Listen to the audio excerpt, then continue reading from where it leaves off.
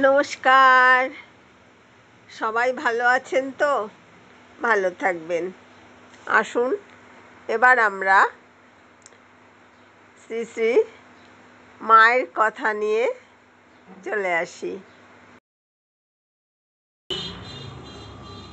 পাশ্চাত্য থেকে বিপুল যশগৌরব নিয়ে ফিরে আসা স্বামী বিবেকানন্দের সঙ্গে শ্রী শ্রী মায়ের এই সাক্ষাৎ দৃশ্যটি দেখার সৌভাগ্য যে অল্প কয়েকজনের হয়েছিল, তারা প্রত্যেকেই তখন আনন্দে বিহ্বল। মা অন্য দিনের মতো অবগুণ্ঠনে আবৃত থেকে ঘরের দরজার সামনে দাঁড়িয়েছিলেন। স্বামীজি সাষ্টাঙ্গে প্রণাম করলেন। সে এক স্বর্গীয় দৃশ্য। পৃথিবীখ্যাত বিবেকানন্দ শ্রদ্ধায় ভক্তিতে অনুগত সন্তানের মতো শ্রী শ্রী মাকে সাষ্টাঙ্গে প্রণাম করলেন। দীর্ঘ 7 বছর পরে স্বামীজিকে দেখলেন শ্রী শ্রী মা। তিনিও গভীরভাবে আলোড়িত, স্থির, নির্বাক, যেন সমাধিমগ্ন। গোটা পরিবেশ অবর্ণনীয় মহিমা ও দিব্য আনন্দে পরিপূর্ণ। প্রণাম করার সময় স্বামীজি মায়ের পাদস্পর্শ করেননি। তারপর উঠে দাঁড়িয়ে মৃদুকণ্ঠে বললেন, যাও, মাকে সাষ্টাঙ্গে প্রণাম করো, কিন্তু পাদস্পর্শ করো না। উনি এতই কৃপাময়ী, কোমল প্রাণা, স্নেহাতুরা যে কেউ ওর পাদস্পর্শ করলে উনি তৎক্ষণাৎ তার জ্বালা যন্ত্রণাকে টেনে নেন নিজের মধ্যে। তার ফলে অপরের জন্য ওকে নিঃশব্দে ভুগতে হয়।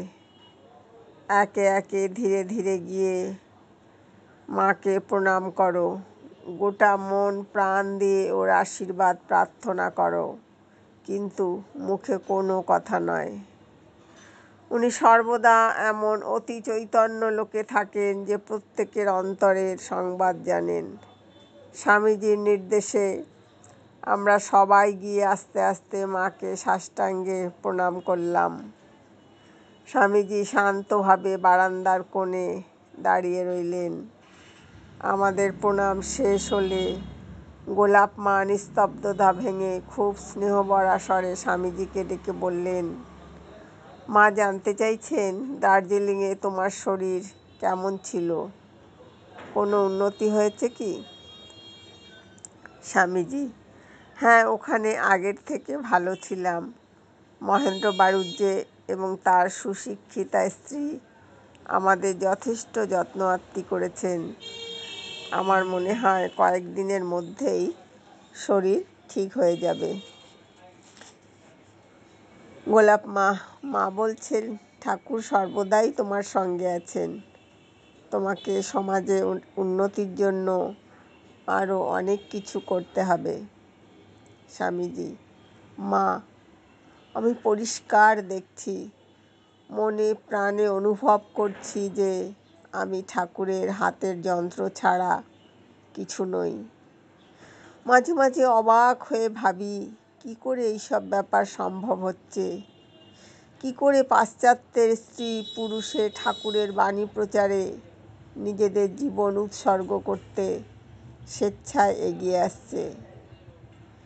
মা, আপনার আশীর্বাদ নিয়ে আমি আমেরিকা গিয়েছিলাম। তারপর যখন বক্তৃতা করে সেখানকার লোকেদের মুগ্ধ করতে পারলাম, তাদের কাছ থেকে বিরাট সংবর্ধনা পেলাম, তখন বুঝতে পারলাম মায়ের আশীর্বাদের ফলে এই অলৌকিক কাণ্ড ঘটেছে। যখন একান্তে থেকেছি তখন স্পষ্টই অনুভব করেছি ঠাকুর যাকে বলতেন মা কালী, তিনি আমার পথ দেখিয়েছেন। মায়ের উত্তর গোলাপ মা স্বামীজিকে জানালেন, ঠাকুর মা কালীর থেকে পৃথক নন। ঠাকুরই এই বিরাট জিনিসগুলি তোমাকে দিয়ে করিয়েছেন। তুমি তার বাছা শিষ্য এবং সন্তান। তোমার প্রতি তার অসীম ভালোবাসা। তিনি সকলকে বলেই গিয়েছিলেন, তুমি একদিন পৃথিবীর আচার্য হবে। গভীর আবেগের সঙ্গে স্বামীজি বললেন, মা, আমি তার বাণী প্রচার করতে চাই, আর সেজন্য যত শীঘ্র সম্ভব একটি সংঘ স্থাপন করতে চাই। কিন্তু যত দ্রুত তা করতে চাইছি, ততটা দ্রুত পারছি না বলে কষ্ট পাচ্ছি।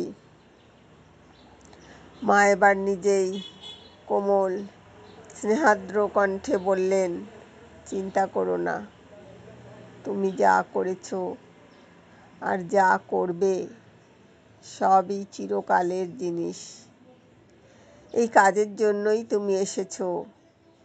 হাজার হাজার মানুষ তোমাকে পৃথিবীর সেরা আচার্য বলে গ্রহণ করবে।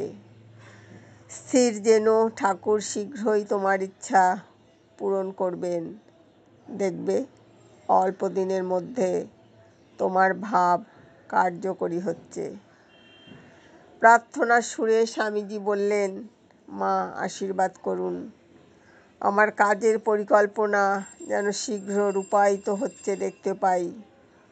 2-1 দিনের মধ্যে দার্জিলিংয়ে ফিরে যাচ্ছি। কলকাতায় এসেছিলাম ক্ষেত্রীর মহারাজার অনুরোধে।